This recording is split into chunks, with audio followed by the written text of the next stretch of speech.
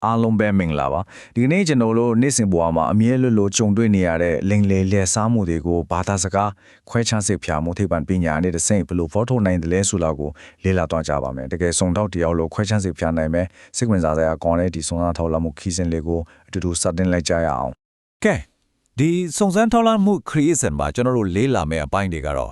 အားနည်းချက်ရှိရဲ့အမှန်တရားရှာဖွေချက်တွေမသိစိတ်ရဲ့စကားသံတွေလိမ်လည်ခြင်းရဲ့ပုံစံ၄မျိုးပြီးတော့အားကစားလောကနဲ့နိုင်ငံရေးလောကကအရှုပ်တော်ပုံတွေကနေနေ့စဉ်ဘဝမှာလိမ်လည်မှုတွေကိုဘလို့ရှာဖွေမလဲဆိုတာတွေပဲဖြစ်ပါတယ်အပိုင်းတစ်အားနည်းချက်ရှိတော့အမှန်တရားရှာဖွေချက်များလူတွေအစင်လာရယုံကြည်ခဲ့ကြတဲ့စက်တွေအကြောင်းနဲ့စကြည့်ကြစို့ဒီကိန်းကနန်းလေးကိုကြည့်လိုက်ပါကျွန်တော်တို့တနေ့ကြားနေရတဲ့လိမ်လည်မှုအရေးအတွက်က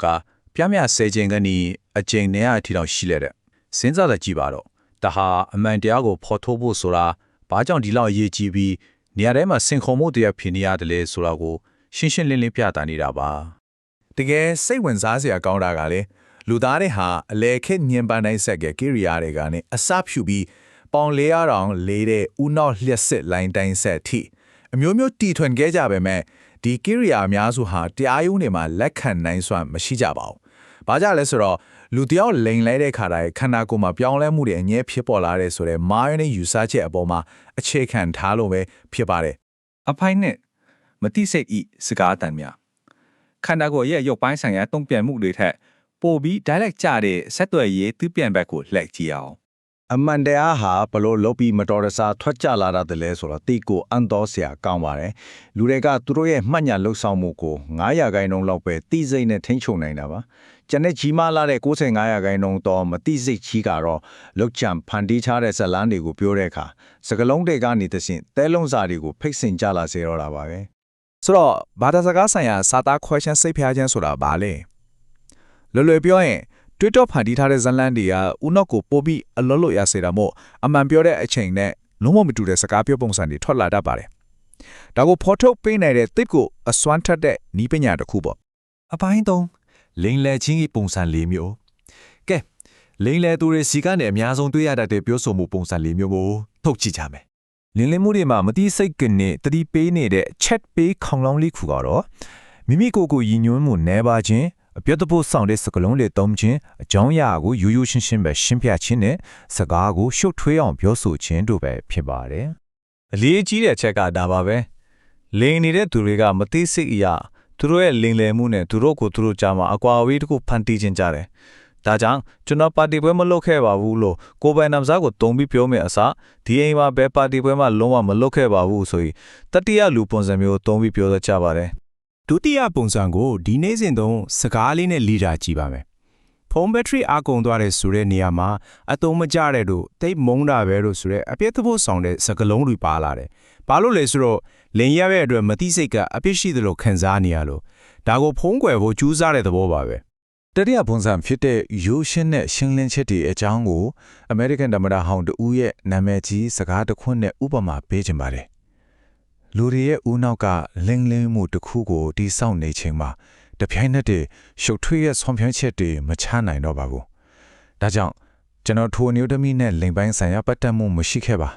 ါလို့တိတ်ကိုရိုးရိုးရှင်းရှင်းပဲထွက်လာတတ်ပါတယ်။ဒီကနေ့နောက်တစ်ဆင့်ဆက်တုထမြောက်ပုံစံကိုစက်ကြည့်ရအောင်ဒီမှာဆိုရင်အခြားတမတတူဟ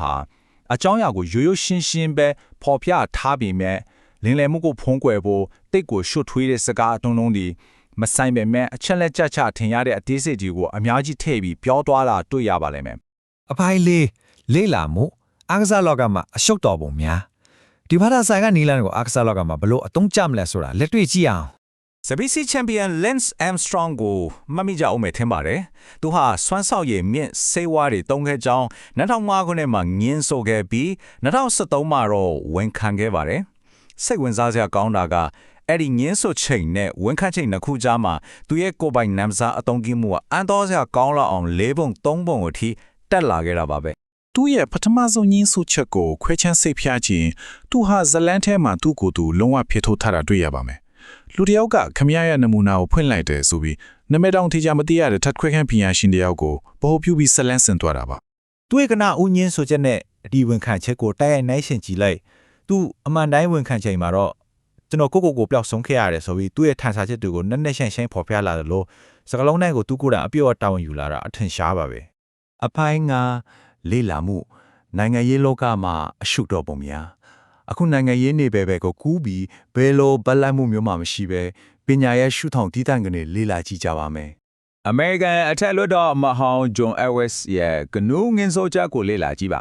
သူကထိုမျိုးသမီး fucking ပြန်တူသူဆိုပြီးရှုပ်ထွေးချီရတဲ့စကားလုံးတွေတုံထားပါတယ်ပါဝင်ပဲသက်သူတွေရဲ့နာမည်ရင်းတွေကိုခေါ်ဖို့ဒမင်းသက်ရှောင်းနေတာတိတ်ကိုတည်တာပါတယ် ဒါပေမဲ့သူနောက်ပိုင်းဝင်ခံခဲ့စကားမှာကြတော့ကျွန်တော်ဟာခွင်းရဲ့ဖားခင်ဖြစ်ပါတယ်နဲ့အမှန်တရားကရုတ်တရက်တူတောင်းသွားပြီးဒိုက်ရက်ကြလာတယ်ခလင်းနာမည်ကိုပါအတိအကျသုံးလာတာတွေ့ရပါတယ်ဒါဟာဘာသာစကားကနေပြီးတဲ့တကယ်အဖြေပါပဲ အပိုင်း6နေ့စဉ်ဘဝတွင်လိမ်လည်မှုများကိုရှာဖွေခြင်းကဲဒီလိုနာမည်ကြီးအရှုပ်တော်ပုံတွေကနေကျွန်တော်တို့နေ့စဉ်ဘဝလူမှုဆက်ဆံရေးတွေမှာတော့ဘယ်လိုအသုံးချမလဲဆိုတာကိုဆက်ကြည့်ကြစို့ တကယ်တော့နေ့စဉ်ဘဝမှာကြုံရတဲ့လဲလဲမှုအများစုကသိပ်ပြီးအန္တရာယ်မရှိလာပါဘူးဒါပေမဲ့ခုနကပြောခဲ့တဲ့မိမိကိုယ်ကိုရည်ညွှန်းမှုနှဲတာအပြည့်သဘောဆောင်တာနဲ့ရှုပ်ထွေးတဲ့စကားအသုံးတွေကိုတတိထားမိမယ်ဆိုရင်အသုံးမကျတဲ့ပစ္စည်းတွေဝယ်မိတာဒါမှမဟုတ်ဆိုးရတဲ့ဆက်ဆံရေးတွေတဲ့ပါသွားတာမျိုးလို့ကိုရေးကိုယ်တာနဲ့ငွေကြေးဆိုင်ရာဆုံးရှုံးမှုအန္တရာယ်တွေကိုအများကြီးရှောင်ရနိုင်ပါအသေးချပါပဲအခုဆိုရင်ဘာသာစကားကတဆင့်လိမ်လည်မှုတွေကိုဘယ်လိုဖော်ထုတ်မလဲဆိုတာတေချာသိသွားကြပြီချင်းပါတယ်ဒါပေမဲ့မကွဲခွာခင်မှာစဉ်းစားစရာအမေခွန်လေးတစ်ခုချန်ထားခဲ့ချင်းပါတယ်အမှန်တရားကိုအမြဲသိနေရတာကတကယ့်ကိုကြီးမားတဲ့ဝန်ထုတ်ဝန်ပိုးနဲ့တာဝန်ယူမှုတစ်ခုပါဆိုတော့တဆုံတရက်ကလိန်နေတိုင်းအဲ့ဒီအကြောင်းကိုကျွန်တော်တို့တကယ်ပဲအမြဲတမ်းသိချင်ကြတာသိချရလားဆိုတာကိုစဉ်းစားကြည့်ဖို့တိုက်တွန်းရင်ဒီရှင်းလင်းတင်ပြချက်ကိုဒီမှာပဲအဆုံးသတ်လိုက်ပါတယ်အားလုံးကိုကျေးဇူးတင်ပါတယ်